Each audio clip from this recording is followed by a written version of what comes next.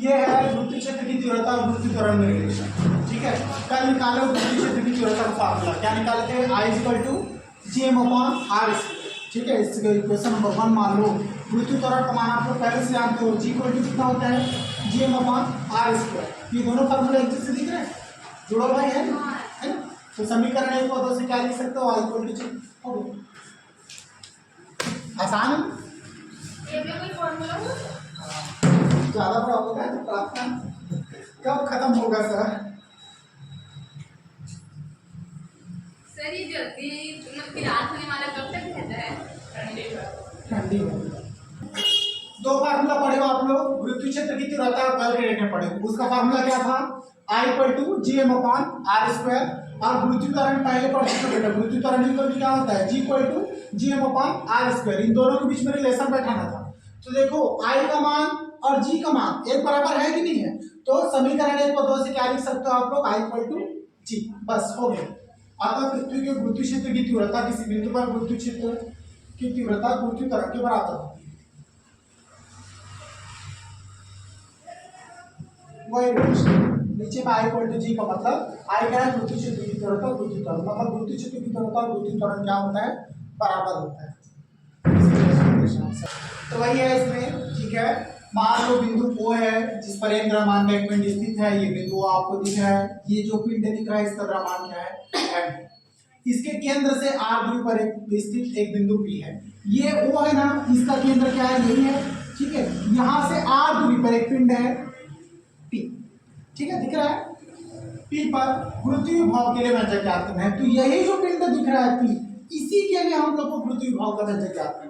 ठीक है, उसी के लिए हम लोग यहाँ पर कुछ और पोर्शन लेंगे और उसके साथ हाँ नीचे उसी के बारे में लिखा हुआ है, यहाँ पर ध्यान दें। फिर नेक्स्ट स्टेप क्या है? मान लो बिंदु O से x दूरी पर स्थित बिंदु A है। ठीक है, अब देखो ये बिंदु O है ना। ठीक है, यहाँ से x दूरी ये दिख रहा है, x दूरी पर क्या कौन सा बिंदु स्थित है? A बिंदु। ठीक है, इसका मान निकालने के लिए यहाँ पर हम कुछ पोर्शन ले रहे हैं ताकि इसका मान हम लोग कैलकुलेट कर सकें। ठीक है, तो यहाँ पर है मान लो बिंदु O से x दूरी पर एक बिंदु क्या है? A है, जिस A पर एकांक द्रव्यमान रखा गया है। तो ये जो बिंदु है ना A दिख रहा है, यहाँ पर भी क्या है? एकांक द्रव्यमान रखा हुआ है। तब एकांक द्रव्यमान रखा गया है, तब एकांक द्रव्यमान पर वृत्तीय बल। तो ये जो बिंदु दिख रहा है ना एक, ठीक है, इस पर भी एकांक द्रव्यमान रखा हुआ है। तो इस पर हम लोग अभी वृत्तीय बल की गणना करने वाले हैं। ठीक है, तो वृत्तीय बल क्या होता है? F क्या नाम है फार्मूला? एकांक खुद द्रव्यमान होगा। एकांक का मतलब होता है बिल्कुल एक यूनिट, उसी को वहां से कैलकुलेट करेंगे। यहाँ पर एकांक द्रव्यमान जो लिखा हुआ है इसका मतलब होता है बेटा यहाँ पर फार्मूला में कोई चीज। ठीक है, फार्मूला आप लोग क्या जानते हो? F जानते हो, GM, और यहाँ पर क्या जानते हो? स्मॉल है। ऐसा होता है फार्मूला? होता है कि नहीं होता है? अब हम क्या होता था? R² होता था। ठीक है, लेकिन यहाँ दूरी क्या है? x है कि नहीं? इस वजह से हमने x दिया है। तो यहाँ पर ध्यान दो, यहाँ पर बात किसकी की गई है? एकांक द्रव्यमान का। तो एकांक की वजह से हम लोग स्मॉल m का मान क्या रखेंगे? तो सर नीचे स्टेप पर और ऐसे में समझ कैसे आ गई? हाँ, एकांक द्रव्यमान में क्या इसको डायरेक्ट लिखा हमने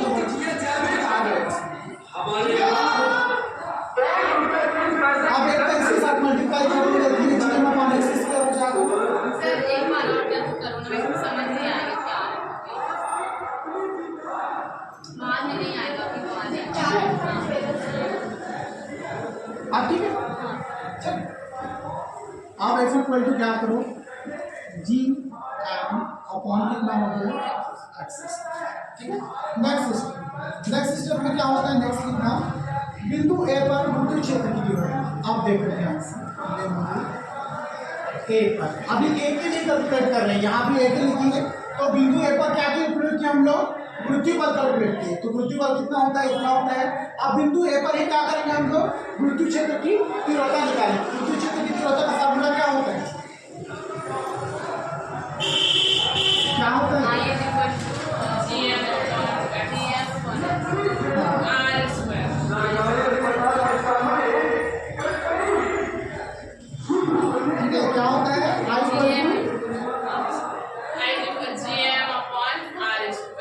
GM/R²। उसकी जगह क्या लिख सकता हूँ? S²।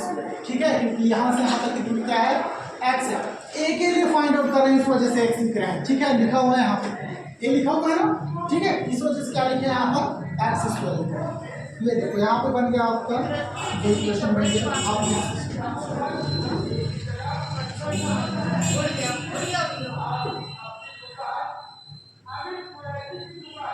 ठीक है। नेक्स्ट स्टेप में क्या कर रहे हैं, अब इस एकांक द्रव्यमान को ध्यान देना, अब इस एकांक द्रव्यमान को लिखना है एक, ठीक है, इसको उठाकर कहाँ से ले जा रहे हैं, ए से लेकर कहाँ तक ले जाएंगे, बी तक, तब के कंडीशन में क्या हो गया, बिंदु ए पर और क्यों लिखी हो, तो बिंदु ए पर लिखी है ना, बिंदु ए पर विद्युत क्षेत्र की तीव्रता इतनी होगी, यहाँ पर बिंदु ए पर क्या निकाले थे, पृथ्वी बल, और ये बिंदु ए पर क्या निकाले, विद्युत क्षेत्र की तीव्रता, ठीक है, बल is F is equal to इतना होता है, और विद्युत क्षेत्र की तीव्रता आई इज इक्वल टू कितना होता है, इतना होता है।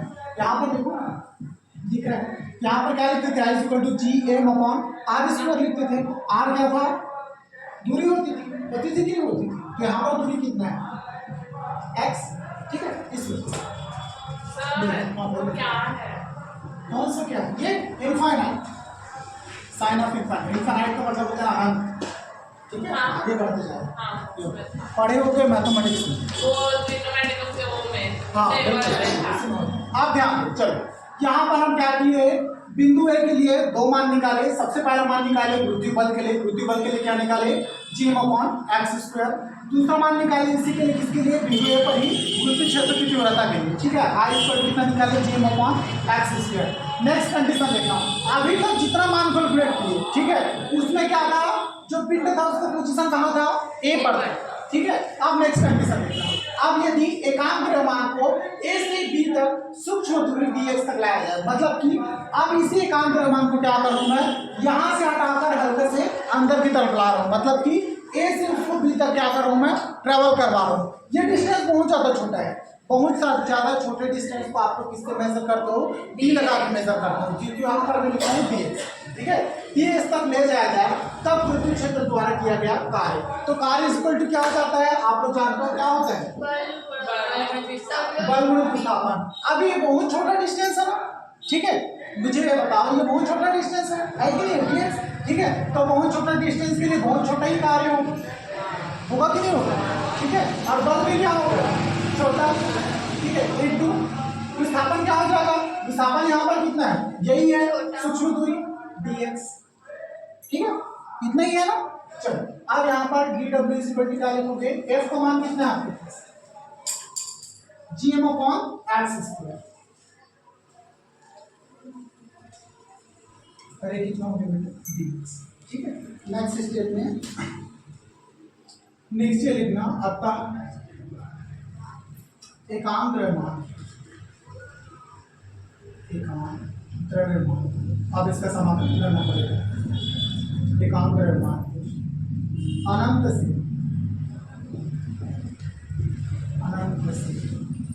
बिंदु P तक लाने, एक बार जरा आपको आ भी नहीं रहा, आपकी तरफ जा रहा है सर, आप काटते वाटते हैं कि नहीं, काटते मेरे सर बोल, चलिए इधर ध्यान दो, यहाँ पर क्या होता है, अगर बहुत छोटे सूक्ष्म दूरी की बात करते हैं, मतलब बहुत छोटा विस्थापन, ठीक है, तो कितना हो गया dx। अब ध्यान देना, अब इसी के लिए हम लोग निकाल रहे हैं विद्युत क्षेत्र द्वारा किया गया कार्य, तो कार्य इक्वल क्या होता है, बल इंटू विस्थापन, होता है कि नहीं होता है, कार्य मतलब बल की दिशा में विस्थापन, तो यहाँ पर कितना हो जाएगा, अगर बहुत छोटा विस्थापन है तो बहुत छोटा ही कार्य होगा कि नहीं होगा, तो dx, यहाँ पर क्या लिखूंगा, dw इज इक्वल टू बल, ठीक है, बल का कितना हो गया F इंटू विस्थापन कितना है यहाँ पे dx, ठीक है, इतना लिख दिया। अब dw इक्वल टू मैं क्या लिख सकता हूँ, F का मान यहाँ पर कितना है, gm अपॉन एक्स स्क्वायर, जो कि यहाँ पर पुट कर दिया, सामने dx लिखा हुआ है, एज इट इज लिख दिया। अब क्या कर रहे हैं, अब हम नेक्स्ट स्टेप में करेंगे, यहाँ पर क्या हो रहा है, अतः एकांक द्रव्यमान की अनंत से बिंदु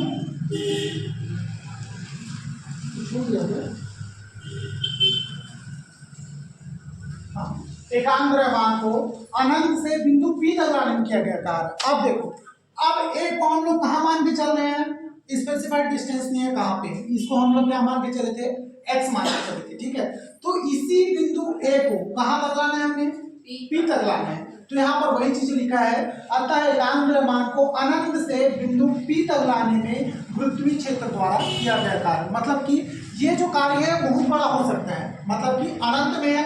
यहाँ पर ए में जरूर दिखाया गया है लेकिन ये बहुत सारा दूरी पर है, कहाँ पर है ये स्पष्ट नहीं है। मतलब हम कहाँ से लेके चले उसको, अनंत में लेके चले हैं, ठीक है, ये जो पॉइंट है, क्योंकि इसके आगे अनंत है कि नहीं है ना। तो यहाँ पर कहाँ पर है हमें नहीं पता, तो हम लोग उसको एक्स लेके चले गए और इसी की वर्डिंग यहाँ पर डिराइव करते हैं।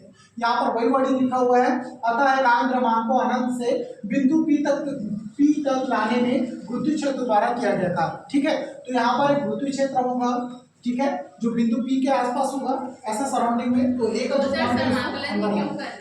समाकलन इसलिए होता है बेटा क्योंकि यहाँ पर बहुत ज्यादा लंबा डिस्टेंस है ना, हमें नहीं पता कहाँ तक है, ठीक है। तो उसको कैसे दर्शाएंगे, तो समाकलन की मदद से दर्शाते हैं, ठीक है।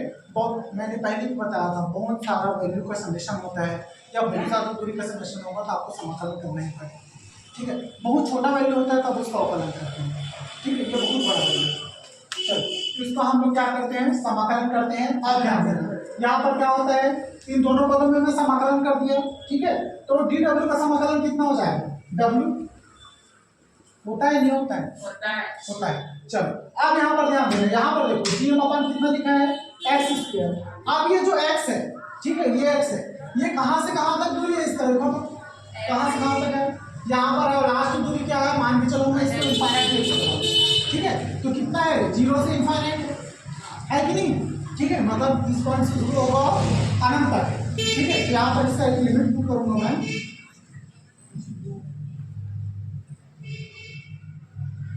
नहीं 0 तक नहीं लाना है हमें, कहाँ तक लाना है बोला गया उसमें, कहाँ तक लाना है, सिर्फ पी तक लाना है, पी तक लाना ही मतलब वस्तु को यहाँ पे लाके रोक देना है। मतलब आप वैल्यू कितना है, यहाँ से यहाँ तक का वैल्यू कितना है आर, और लास्ट वैल्यू कितना है इनफाइनाइट। मतलब लिमिट क्या लग जाएगा आपका यहाँ से इनफाइनाइट टू, ठीक है, ये लग जाएगा लिमिट। तो इसको ऐसे पुट कर लेना। नेक्स्ट स्टेप कितना हो जाएगा, अब इसको क्या करो आप लोग, समाकलन करो। समाकलन करोगे तो जिसका पद रहता है उसी पद का समाकलन होता है। किसका पद है सामने में, dx का पद है, तो सिर्फ एक्स स्क्वायर का समाकलन होगा, बाकी वैल्यू क्या हो जाएगी, बाहर निकल जाएंगी। तो इन दोनों को बाहर करो, कितना बाहर हो जाएगा, जी एम बाहर, फिर क्या लिखेंगे अंदर में इनफाइनाइट टू आर, और कितना हो जाएगा 1/x² और कितना हो गया dx, ठीक है। तो डब्ल्यू को कर सकते हो आप लोग जी एम अपॉन इनफाइनाइट को कितना हो गया, आर लिमिट लगा दिए। आप देखो 1/x² है, ठीक है। आप इसे x² को ऊपर ले जाओ तो क्या हो जाएगा, 1/x² है, इसको ऊपर ले जाएंगे तो x की पावर में -2 लिख सकता हूं मैं, ठीक है। नेक्स्ट क्या हो गया, dx लिख दिए। अब इसका समाकलन करो, अब हो जाएगा, ठीक है। जय अब मान के चलो इसका समाकलन हो गया तो लिमिट लग जाएगा। इसका कितना होगा समाकलन,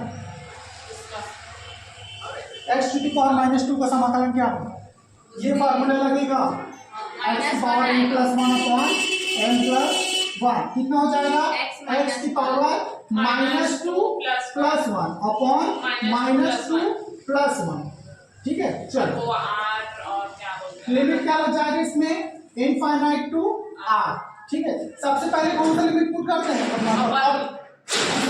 अभी तो और सॉल्व करना है, एक स्टेप और करना है, ठीक है। कितना हो जाएगा, gm अपॉन, मतलब अपॉन देखा आप देखो x⁻² + 1 क्या हो जाएगा, -2 + 1 x⁻−1 अपॉन -2 + 1 कितना हो जाएगा माइनस, ठीक है। चलो आप लिमिट इसको पुट करो, आप हो जाएगा लिमिट। चलो सबसे पहले कौन सा लिमिट पुट करते हैं, अपर फिर लोअर, अपर, तो अपर पहले पुट करो फिर इसका आंसर।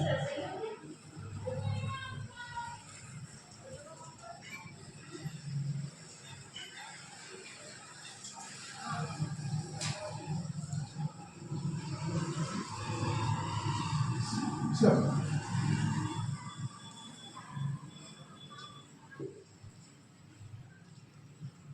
जी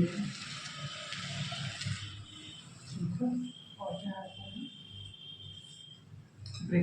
अपर लिमिट पहले पुट करो, क्या है अपर लिमिट, आर है वो, तो कितना हो गया आर की पावर -1 अपॉन कितना है -1, फिर बीच में क्या लग जाएगा माइनस, अब दूसरा लिमिट क्या है इनफाइनाइट अपॉन -1, ठीक है। इनफाइनाइट का वैल्यू तो कुछ होगा नहीं, इनफाइनाइट को हम लोग डायरेक्ट 0 लिख सकते हैं, इसका कुछ नहीं होगा 0, ठीक है।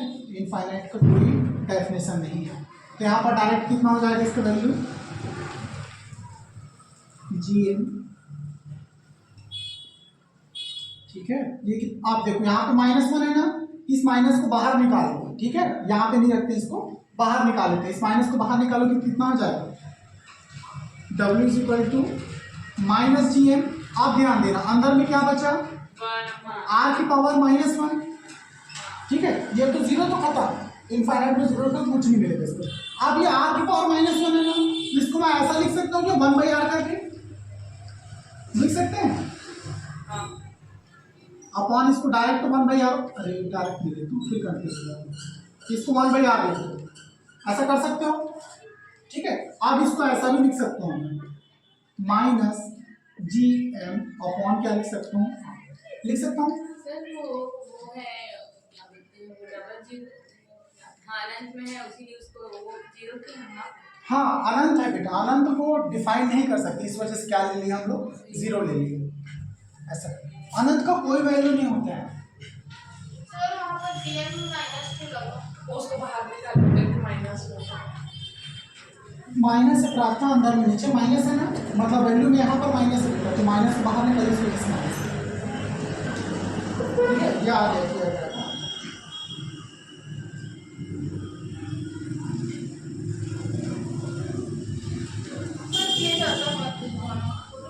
क्या चीज, हाँ इसलिए अब यही क्या है किया गया कार्य, यही क्या होता है आपका वृत्ति विभव होता है, वृत्ति विभव का डेफिनेशन पढ़ोगे समझ में आ जाएगा, ठीक है। किसी वस्तु को अनंत से पृथ्वी क्षेत्र तक लाने में किया गया कार्य ही क्या होता है पृथ्वी विभव कहलाता है, तो किए गए कार्य है ना, तो इसी को आप लोग क्या बोलेंगे पृथ्वी विभव बोलेंगे, तो W की जगह क्या लिखोगे V लिखोगे, हो गया बस, अतः लिख लेना छोटा सा, ये हो गया, ठीक है। ये W = V कहाँ से लिखे, पृथ्वी भाव का डेफिनेशन पढ़ोगे समझ में आ जाएगा। पृथ्वी विभव का डेफिनेशन क्या कहते हैं, कोई भी एकांक मान को अनंत से पृथ्वी क्षेत्र तक लाने में किया गया कार्य क्या कहलाता है बेटा, पृथ्वी विभव कहलाता है, ठीक है। तो किया गया कार्य क्या हो गया, W का जो वैल्यू निकाले थे वो, और इसी को आप लोग V भी लिख सकते हो डेफिनेशन की वजह से।